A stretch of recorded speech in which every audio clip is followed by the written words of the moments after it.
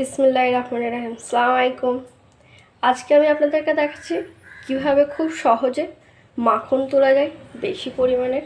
তার জন্য এখানে আমি 3.5 লিটার দুধ নিয়ে নিয়েছি, আর দুধটাকে আমি হাই ফ্লেমে বেশ কিছুক্ষণ ফুটিয়ে নেব। দুধটাকে আমি ভালো করে নেড়ে নেড়ে হাই ফ্লেমে ফুটিয়ে নেব।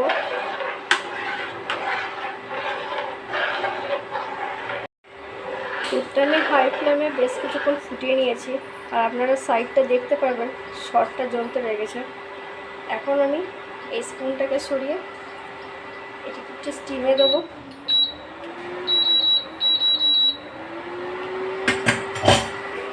এটাকে আমি 20 মিনিট টাইমিং দিয়েছি, আর এটা খুব লো ফ্লেমে দেওয়া আছে।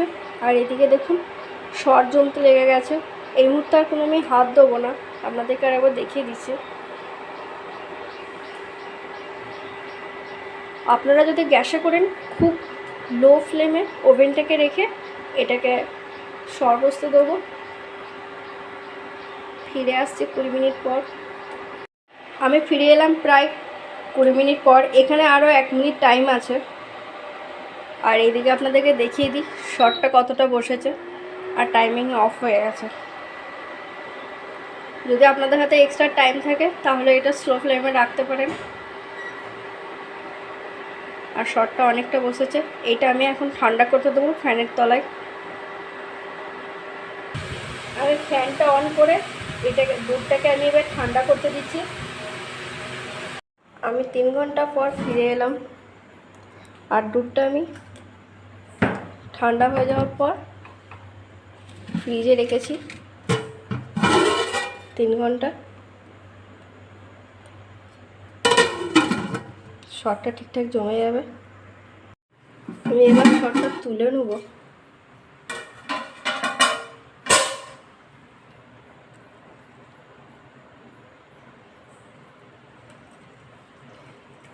এইভাবে যদি আপনারা শর্ট তুলেন তাহলে কিন্তু এই শর্টটা অনেকটা সফট থাকে, আর ঘিটাও অনেকটা বেশি হয়। আমি শর্টটা তুলে এরকম একটা কন্টেনারে রেখে দিয়েছি।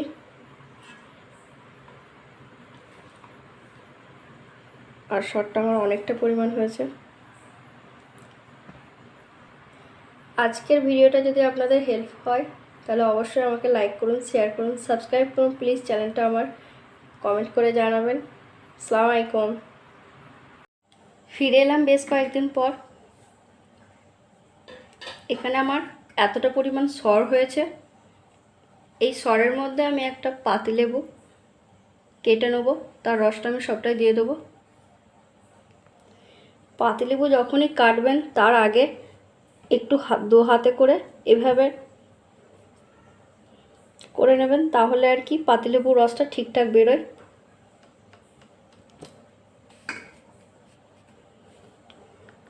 সরের মধ্যে পাতিলেবুর রসটা আমি দিয়ে নেব।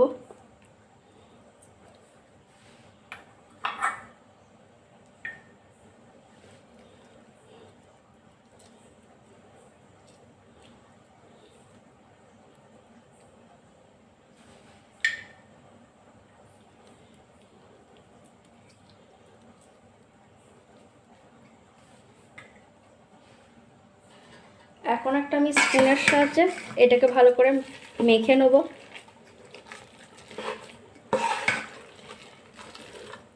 পাতিলেবুর রস দিলে শর্টটা একটু সফট হয়।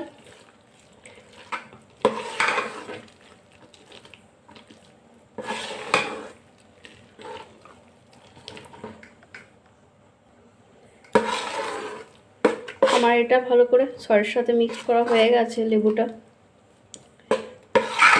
এটাকে আমি ঘন্টা 2 জন্য আবারও ফ্রিজে ভরে রাখছি।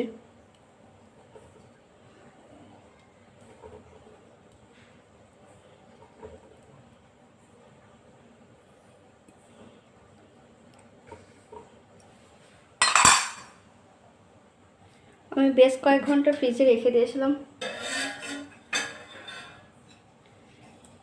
আমি এবার এই ধরনের ডাল ঘোটা যেগুলো পাওয়া যায় সেই দিয়ে আমি এটাকে ভালো করে নাড়তে থাকবো।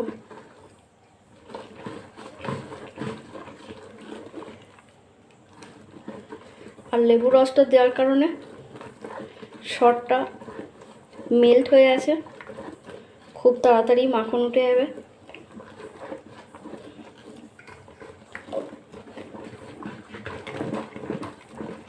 এইভাবে আমি বেশ 5 মিনিট করব।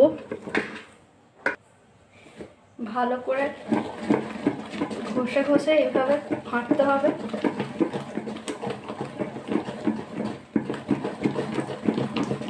আর যত ফাটবেন তত ফ্লফি হবে।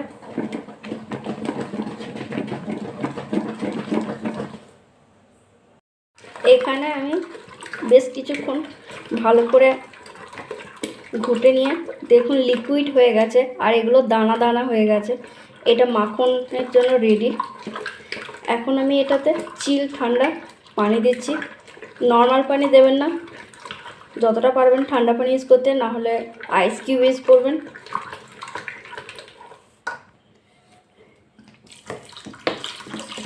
এখন আমি পানি ইউজ করছি।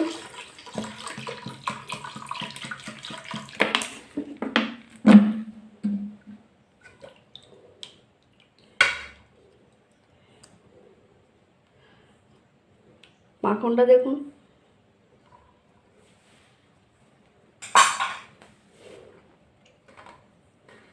জমে জমে গেছে।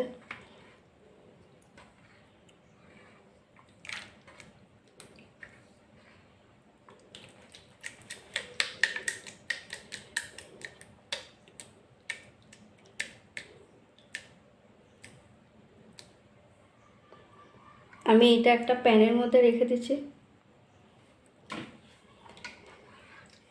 এইভাবেই আমি মাখনটা বের করে নেব।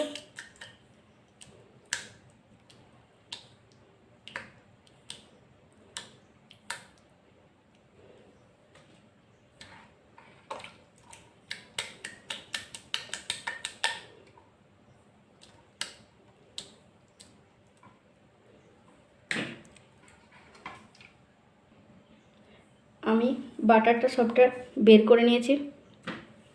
আর এটা কিন্তু খাওয়া খুব ভালো।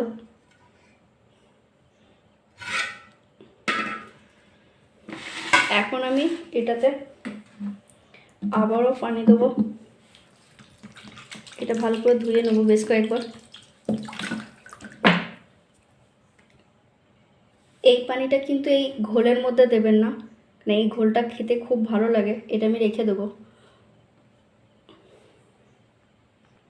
এখানে কিন্তু বেশ অনেকটা পরিমাণ বাটার বেরিয়েছে। এখন আমি এটা ঘিয়ের জন্য রেডি করছি। এখানে আমি প্লেন সাদা নুন ইউজ করছি 1 টিস্পুনের মতো। আপনারা চাইলে পান পাতা অথবা লেবু পাতা ইউজ করতে পারেন, তবে নুন দিলে এর লাস্টিং অনেক বেশি থাকে, ঘি ভালো থাকে।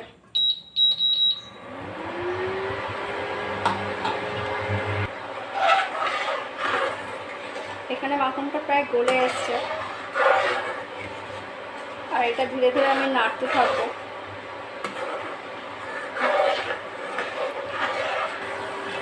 এখানে ঘিটা প্রায় হয়ে এসছে, আর বেশি কিছুক্ষণ হবে।